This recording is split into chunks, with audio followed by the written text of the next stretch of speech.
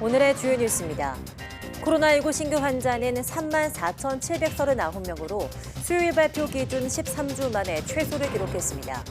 코로나19 주간 위험도는 2주 연속 전국과 수도권, 비수도권 모두 낮음을 기록했고 감염 재생산 지수 역시 6주 연속 1 미만을 이어가고 있습니다. 올해 노벨 물리학상은 양자 정보과학의 초석을 다진 3명의 과학자에게 돌아갔습니다. 노벨위원회는 이들이 양자 얽힘 실험을 통해서 양자 컴퓨터와 양자 암호화 보안 통신 등의 연구 분야를 개척했다고 평가했습니다. 국민차로 불리는 현대자동차 소나타에서 시동 꺼짐 현상이 반복된다는 제보가 잇따르고 있습니다. 현대차 측은 여러 해 동안 문제 해결이 되지 않아 연구소 차원에서 정밀 조사를 진행하고 있다고 밝혔습니다. 자살 예방 상담 전화의 상담 건수는 매년 늘고 있지만 특정 기간 신규 채용자 수의 40%에 해당하는 상담원이 퇴사하는 등 조기 퇴사율이 높은 것으로 확인됐습니다. 상담원의 처우를 개선하고 인력을 확대해 상담자의 노동 강도를 줄이고 자살 예방 전화의 전문성을 높여야 한다는 지적이 나오고 있습니다. 흉부외과와 산부인과 등 비인기 필수 의료과의 전문의 평균 연령이 인기학과 전문의보다 최대 8살 높은 것으로 나타났습니다. 국민 생명과 직결된 필수 의료과의 기피 현상이 전문의 고령화로까지 이어지고 있어서 근본적인 해결책이 필요한 상황입니다.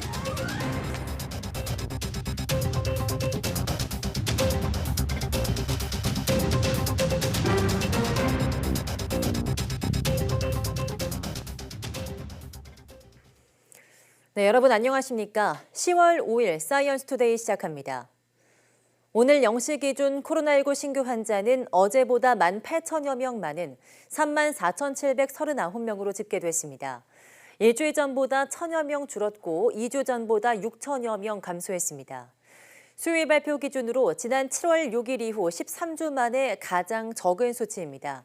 신규 환자 가운데 국내 발생은 34,670명, 해외 유입은 69명입니다. 위중증 환자는 333명으로 8일 연속 300명대를 나타냈습니다.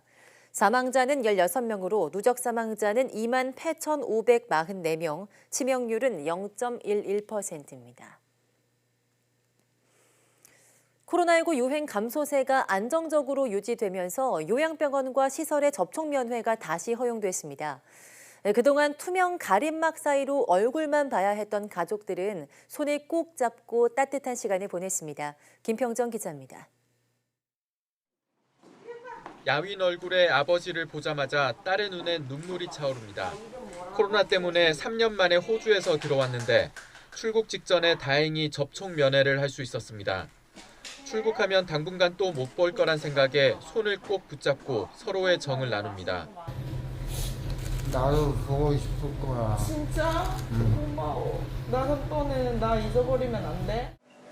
2달 넘게 중단됐던 요양병원과 시설의 접촉 면회가 다시 허용됐습니다. 자가검사 키트로 음성이 나오면 직접 만나서 손을 잡고 안아볼 수 있습니다. 마스크를 써야 하고 음식을 함께 먹을 수는 없지만 눈을 맞추고 만질 수 있다는 게 행복합니다. 이제 오늘부터고 엄마 이제 매일같이 볼 수가 있어요. 요양병원과 시설의 입원, 입소자들은 이제 접촉 면회뿐 아니라 외출과 외박도 가능합니다.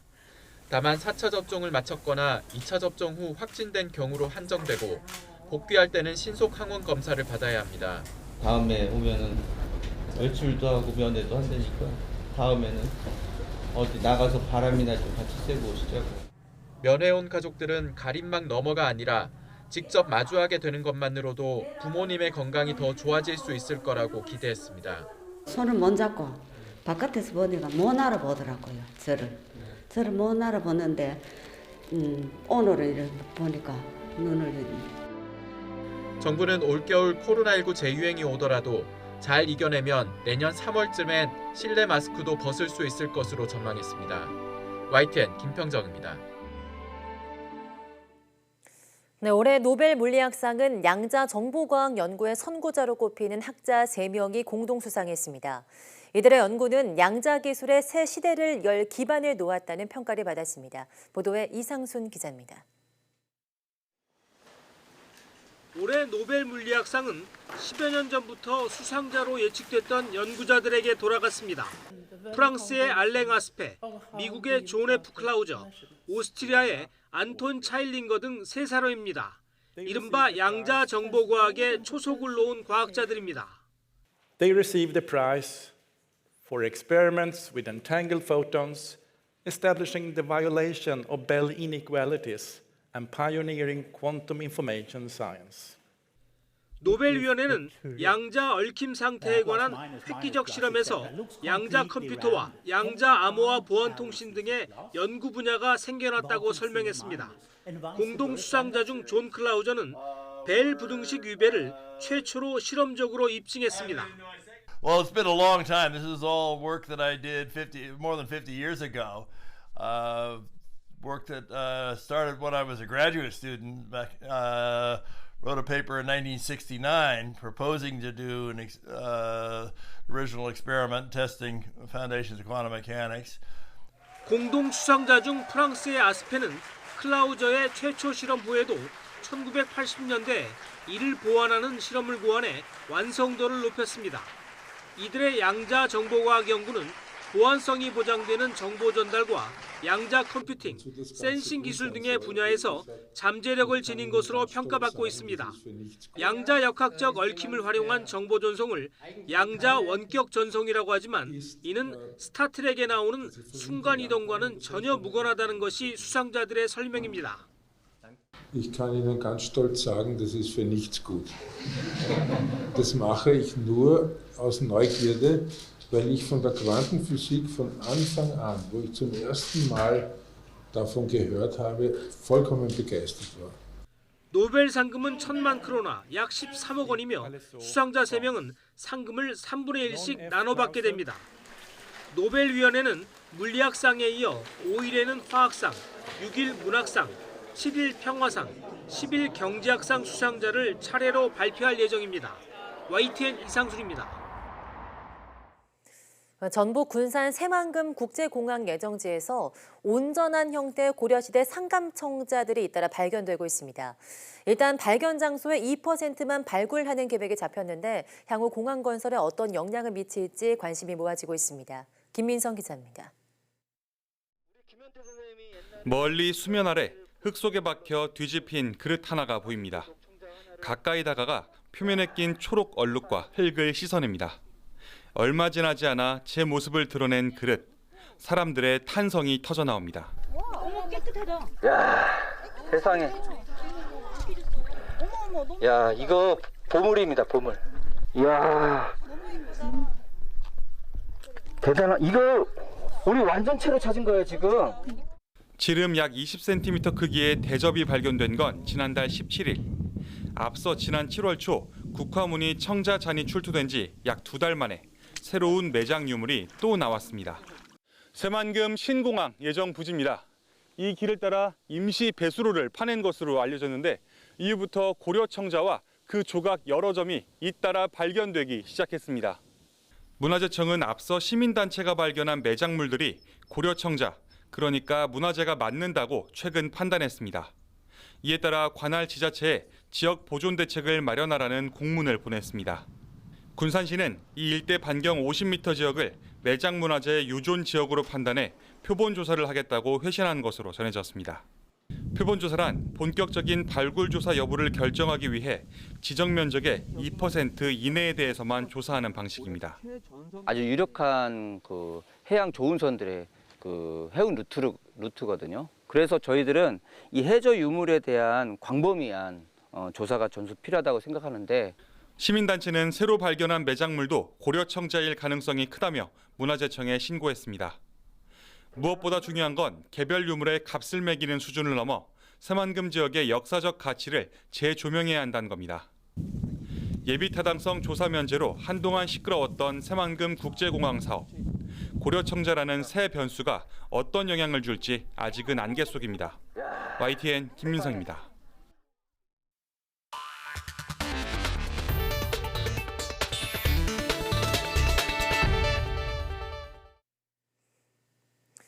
네, 국민차로 불리는 현대자동차 소나타에서도 시동 꺼짐 현상이 반복되고 있다는 제보가 들어왔습니다. 현대차에서 조치를 취하고 있지만 여러 해 동안 문제 해결이 되지 않아 연구소 차원에서 정밀 조사를 진행하고 있습니다. 김철희 기자입니다.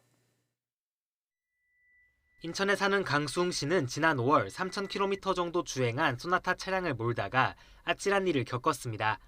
연비 향상을 위해 정차 때 시동이 잠시 꺼지는 이른바 스톱앤고 기능을 켜놨는데 멈췄다 출발하려 하자 시동이 걸리지 않았고 이후 완전히 꺼진 겁니다. 스탑앤고 기능을 사용한 채로 정차 중이었었고 다시 재출발했을 때 시동 꺼짐 증상이 발생이 되었고요. 처음에는 우연인가 했지만 비슷한 시동 꺼짐은 이후에도 10번 가까이 반복됐다는 게 강수웅 씨의 얘기입니다. 강 씨는 공식 수리점을 여러 번 방문해 엔진룸 내부 부품부터 연료 펌프 배터리까지 교체했습니다.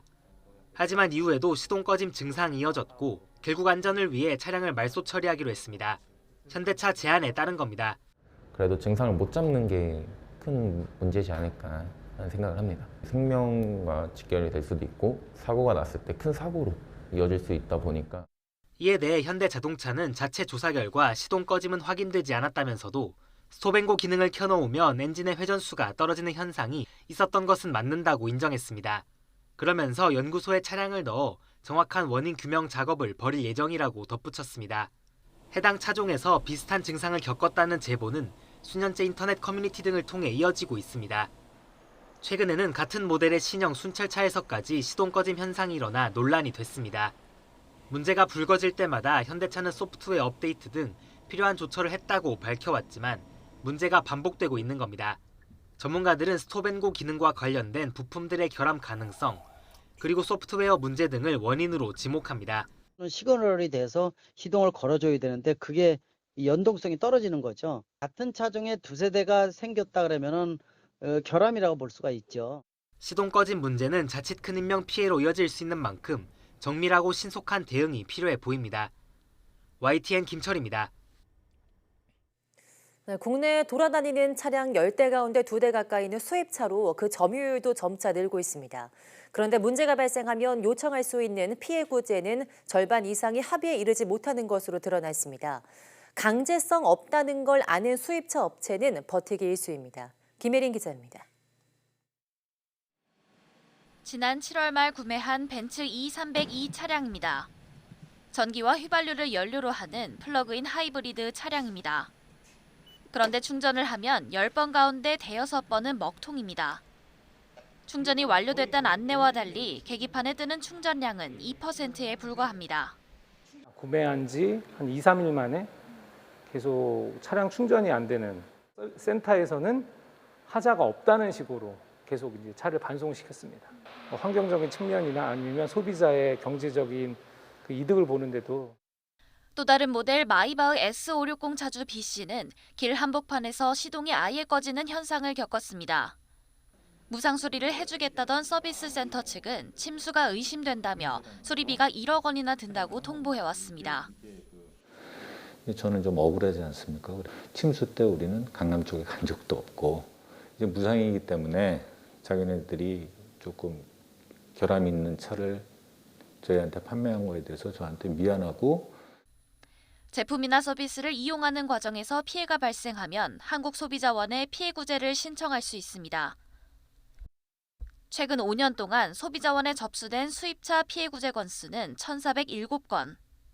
법인 차량은 아예 신청을 못하는 데다가 개인이 피해 구제를 신청해도 합의에 이르지 못하는 경우가 매년 늘고 있습니다. 국내 차량 점유율이 20% 정도인 수입차 피해가 국산차보다 더 많은데 반대로 합의는 더 어렵다는 의미입니다. 피해 구제 다음 단계로 분쟁 조정이 있지만 강제성이 없는 데다가 조정이 성립되지 않는 경우도 절반을 웃돕니다. 이렇다 보니 수입차 업체 측에서 대부분 분쟁 조정을 거부합니다. 남은 건 결국 소송이지만 업체를 상대로 소비자 개인이 하기는 쉽지 않습니다. 딜러들이 이 대처에 대한 방법이 다 틀리고 또 같은 사안에서 문제가 생기더라도 이 제조사를 대변해주는 지사가 책임을 져줘야 되는데 지사가 그거를 능동적으로 못하는 경우도. 공정거래위원회는 분쟁조정위원회의 결정에 대한 기업의 거부를 줄이고 또 소비자 피해 구제를 높이기 위해서 분쟁조정위원회의 결정 권한을 좀 강화할 수 있는 법적 기반을 마련해야 되지 않겠습니까? 지난해 수입차 등록 대수는 27만 6천여 대. 해가 갈수록 수입차 점유율은 늘고 있지만 소비자를 보호할 수 있는 길은 아직 멀어 보입니다. YTN 김혜린입니다. 흉부외과와 산부인과 등 비인기 필수 의료과 인력 부족이 심각한 가운데 이들 학과는 전문의의 연령대도 높은 것으로 나타났습니다. 더불어민주당 신현영 의원이 보건복지부에서 전문의 연령 현황 자료를 보면 지난해 말 기준으로 외과와 산부인과 전문의의 평균 연령은 53세였습니다. 또 흉부외과와 비뇨의학과 전문의는 평균 52세, 신경외과와 소아청소년과는 50세였습니다. 반면 지난해 전공의 지원율 1위인 재활의학과는 전문의 평균 연령이 45세였고 영상의학과와 피부과는 48세 정도였습니다. 신 의원은 국민 생명과 직결된 특정 필수과 기피 현상이 심해지면서 전문의 고령화로 이어지고 있다면서 이런 추세가 계속되면 20년 후 필수 의료가 붕괴할 수 있어 근본적인 해결책이 필요하다고 지적했습니다. 자살 예방 상담 전화 상담원들이 업무 과중으로 조기 퇴사하는 경우가 많아 개선이 필요하다는 지적이 나왔습니다. 국회 보건복지위 소속 인재근 더불어민주당 의원이 보건복지부에서 받은 자료를 보면 2020년부터 올해 7월까지 채용된 상담원은 63명으로 나타났습니다. 이 기간 퇴사한 사람은 25명으로 신규 채용 인원의 약 40%에 해당하고 상담원 평균 근속 기간은 1년 2개월에 그치고 있습니다. 인력이 부족한 상황에서 상담 전화 건수는 2020년 17만 건에서 지난해 18만 9천 건으로 매년 증가하고 있어서 전화를 실제 응대하는 비율은 2019년 64%에서 2020년 42%로 떨어졌습니다. 인 의원은 코로나19 이후로 상담 건수는 증가하는데 자원봉사자 투입이 중단되는 등 인력난과 업무 부담은 가중되고 있다며 상담원의 처우를 개선하고 인력을 확대해 상담의 질과 전문성을 높여야 한다고 지적했습니다. 정부가 심야 시간대 택시 호출 요금을 올리기로 하면서 기본료 인상이 할증까지 붙으면 10,000원까지 올라갈 것으로 보입니다. 승객들은 너무 비싼 거 아니냐는 볼멘 소리를 내고 있지만 택시업계는 그 정도로는 떠났던 기사들이 돌아오지 않을 거라고 우려했습니다. 윤혜리 기자입니다. 올해 연말부터 밤 10시부터 새벽 3시까지 심야 시간대 강남역에서 택시를 부르려면 10,000원에 가까운 기본 요금을 내야 합니다. 현행 심야 시간대 할증 요금은 4,600원인데 카카오 블루와 같은 가맹 택시 호출 요금이 최대 5,000원까지 오르면 요금은 9,600원으로 뜁니다. 여기에 서울시가 연말에 택시 기본 요금을 현행보다 1,000원 더 올릴 예정이라 소비자 부담은 더 커질 걸로 보입니다. 택시가 잡히기만 한다면 비싼 호출 요금을 감당하겠다는 의견도 있지만 좀 많이 비싸지긴 하는데 그래도 너무 급하면 그렇게 배차만 잘 된다면 사용할 것 같아요. 당장 택시 이용을 줄이겠다는 의견이 대다수였습니다. 지금 요금도 사실 많이 부담이 되긴 하는데 그러면 아예 다시 택시를 못 탈 것 같다는 생각이 좀 많이 듭니다. 택시 하시는 분들도 상당히 힘드신 상황인 것도 이해하고 요즘 또 경제도 좋지도 않고 그렇게 했을 경우에 과연 사람들이 많이 이용할까라는 생각. 정부는 승객이 호출 요금을 낼지 말지 선택할 수 있도록 했지만 수요가 몰리는 시간대 웃돈을 내지 않으면 택시 잡기는 지금처럼 하늘의 별 따기일 수밖에 없습니다. 호출 요금을 8,000원까지 올려야 한다고 주장해온 택시기사들도 아쉽긴 마찬가지입니다. 택시업계는 이번 대책이 배달이나 택배업체로 빠져나간 기사들을 되돌아오게 하기엔 부족하다는 입장입니다. 플러스 5,000원 정도는 돼야지 보통 하루에 한 5건 정도를 호출을 받는다 치면은 한 65만 원, 월 한 65만 원 정도가 되거든요. 최소 300만 원 이상은 돼야지 그래도 기사들이 돌아올 수 있는 유인책이 될 수 있다. 이들은 택시 기본요금 인상과 함께 원하는 시간대, 원하는 만큼 일할 수 있도록 기사들의 근로 형태 유연화가 필요하다고 강조했습니다. 사회적 거리두기 해제 이후 심야 시간대 귀가를 발목 잡았던 택시 대란이 호출료 인상 등 이번 정부의 대책으로 해소될 수 있을지 관심입니다. YTN 윤혜리입니다. 최근 고물가의 소비 심리가 잔뜩 움츠러들면서 문구, 완구 상점들이 몰려있는 전문 시장가에도 손님들의 발길이 뚝 끊겼습니다. 원자재값 상승으로 제품 가격이 오르다 보니 온라인 판매 업체와의 가격 경쟁에서도 우위를 점하기 힘들어 폐업 고민이 깊다고 하는데요. 정인용 기자가 현장에 다녀왔습니다. 서울에 있는 문구, 완구 종합시장. 오가는 손님들이 없어 거리가 한산합니다. 그마저도 구경하는 손님이 태반.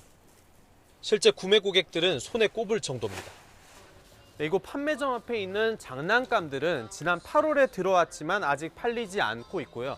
바로 옆에 있는 이 색연필이나 필통 같은 학용품도 지난 1학기 이후 내놨지만 아직 주인이 나타나지 않고 있습니다. 치솟는 물가에 주머니 사정이 팍팍해진 소비자들이 생필품 외 품목의 지출을 줄이면서 코로나 전과 비교해 매출은 반토막이 났습니다.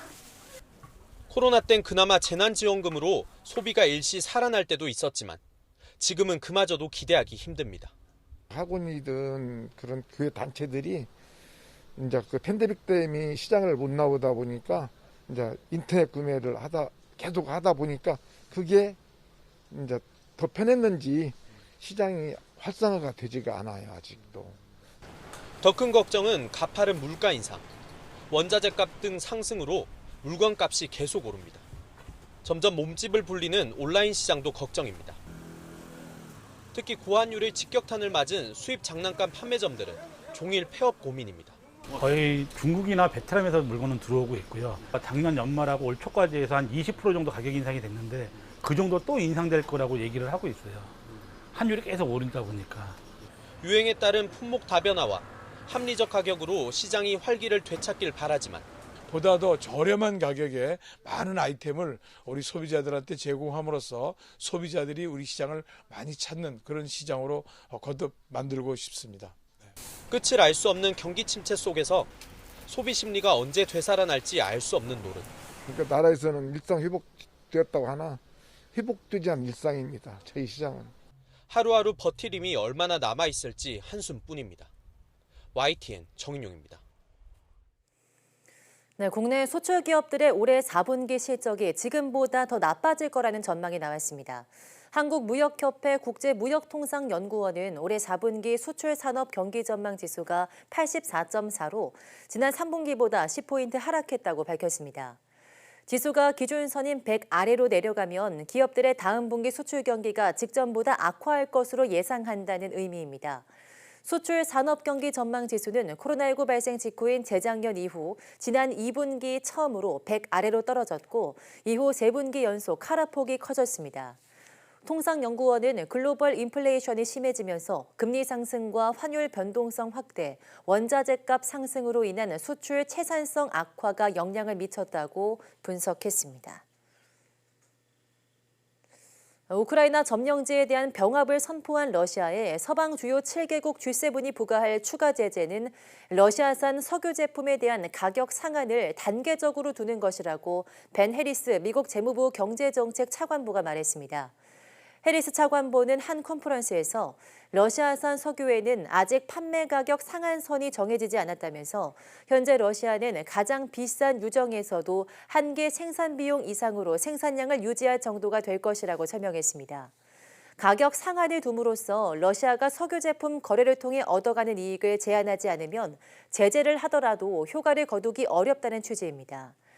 이에 따라 G7은 유럽연합, EU 국가들과 함께 오늘 12월 5일부터 단계적으로 석유 제품의 가격 상한을 적용하는 방식의 새 제재를 추진한다고 해리스 차관보는 전했습니다.